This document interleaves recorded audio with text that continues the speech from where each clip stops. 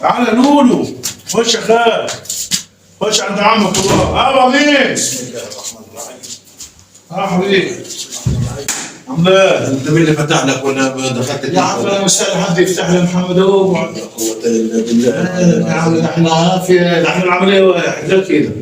ماشي يا عم، خبط ولا اقول سلام عليكم ولا اقول اي حاجه، انا داخل على طول وكاله يا رجل. بقول لك الواد واخد دماغي. خد حط لي الرقم بتاع الواي فاي. امسك حط.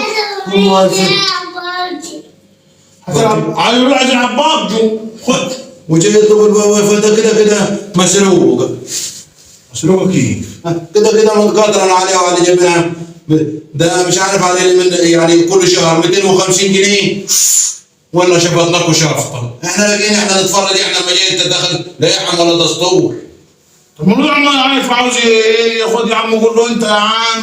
يا عم هتلاقيك تلعب بابجي. حتى شوف الاجيال اللي طالعه. خد. عيني على يا عيني على احترام. يا عم مالك، هو كله كده. امال لو عايز يسمع يلعب بتاع البابجي دي. بابجي دي. قول له يا عم هات الرقم السري. هتلاقيك السر. بس يا حبيبي اقعد فلان. ده زمان الواحد كان يخش على جار ولا يا صاحب عم اقعد يا عم هنا يا عم. ولا عشير ويقول له بدل ما يقول له فنجيب لي يا عم الحاجه صلي لي ركعتين لله، جاي تقول لي رقم باسورد ولا باسورد ده يا راجل.